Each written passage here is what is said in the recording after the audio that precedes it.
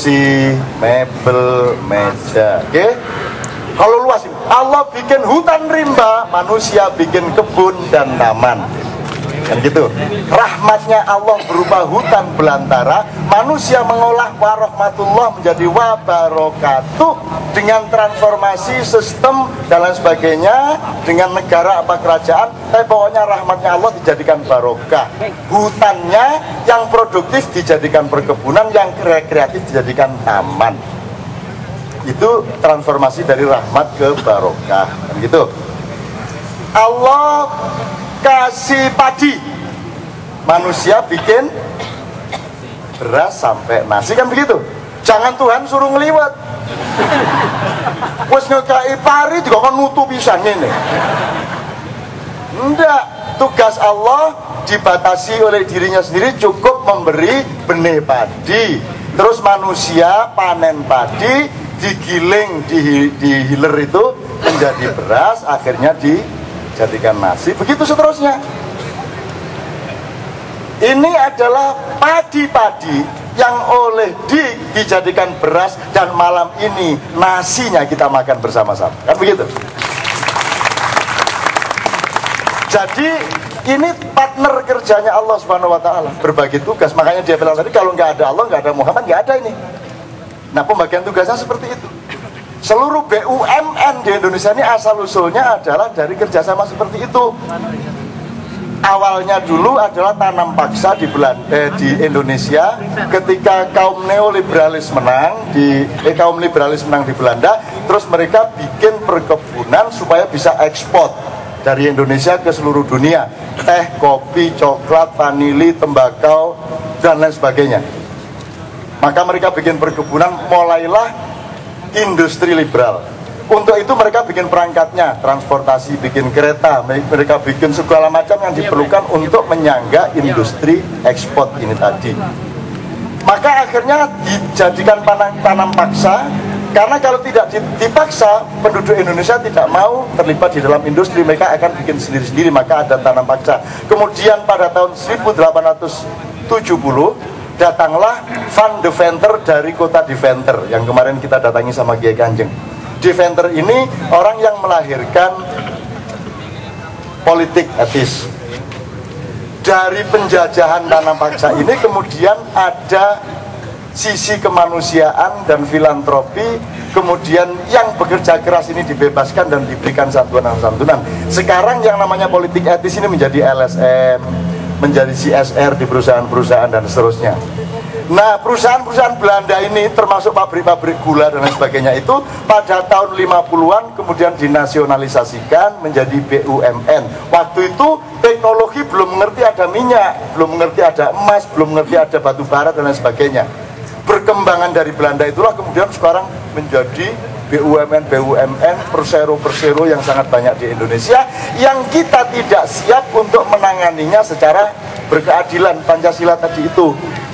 Nah, soal Pancasila kan Anda sudah dengar dulu bagaimana, gitu ya. Yang Mas Dik belum dengar adalah kita bersyukur kepada Allah karena kemerdekaan Indonesia itu pada tanggal 17 Agustus 1945. Yang ekornya berapa? 8, sayapnya 17. Sekarang bayangkan kalau kita dulu merdekanya 1 Januari. Jadi laris itu gini.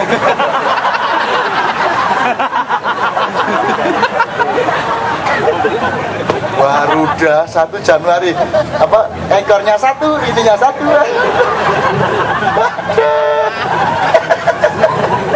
Untung loh Amerika itu ngebomnya tanggal 14 Agustus, sehingga Korea merdeka tanggal 15-nya. Kita nunggu 2 hari karena masih ngejar Soekarno untuk kita culik agar mau memproklamasikan kemerdekaan. Teman-teman sekalian, mari kita belajar sampai ke belakang secara kontekstual, supaya kita bisa memahami begini-begini, ini pentingnya. Lebih penting ini, dan ini akan terus ada, dan Dik Doang akan difotokopi Allah sebanyak-banyaknya sesuai dengan sarannya mbak-mbak tadi. Akan makin banyak orang macam dia ini, sehingga suatu hari presiden itu tidak ditentukan oleh parpol lagi. Orang sekampung tahu Dik Doang yang pantas memimpin toh. Lama-lama orang sekecamatan melihat ya memang Dik Doang yang cocok. Lama-lama sekabupaten tahu secara kultural sehari-hari memang dia yang concern bersama rakyat, maka dia akan terpilih menjadi orang nomor 1 di kabupaten. Lama-lama seprovinsi dia, lama-lama presidennya cocoknya memang dia, kan begitu. Artinya presiden itu dipilih sejak babak penyisian di dalam proses sosial yang murni, kan gitu. Sekarang kan tidak, tiba-tiba Budiono, tiba-tiba Sopo, tiba-tiba siapa. Karena kebenaran satu-satunya terletak pada demokrasi, parpol, dan pemilu. Demokrasi la raiba fihi hudal lil muttaqin, wa parpol la raiba fihi hudal lil muttaqin, wa pemilu bil caleg pilpres la raiba fihi hudal lil muttaqin alladzina yu'minuna, jangan lupa ya, itu la raiba fihi, tidak ada keraguan-keraguan padanya. Satu-satunya kebenaran adalah demokrasi, parpol, pemilu. Tidak ada kebenaran yang lain. Maka suatu hari ya Allah, tidak perlu ada DPR. DPR-nya ya gini-gini ini di kampung-kampung sampai ketahuan siapa pemimpin sejati, kan gitu, mudah-mudahan. Saya tidak ingin membubarkan DPR, enggak. Cuman maksud saya, andaikan DPR itu betul-betul memiliki dialektika kultural dengan rakyat yang sebenarnya, maka mereka akan bisa memilih benar-benar. Gitu loh. Tapi ya sudah, tidak ada masalah. Indonesia itu saking kuatnya orang, saking kuatnya rakyat, maka gitu-gitu terjadi tidak ada masalah. Kita tetap oke-oke saja dan malam ini tetap bergembira, gitu kan ya. Dan Dik Doang ini juga melakukan semua ini tidak karena dipuji siapapun, tidak karena disuruh siapapun, tidak karena dibiayai siapapun.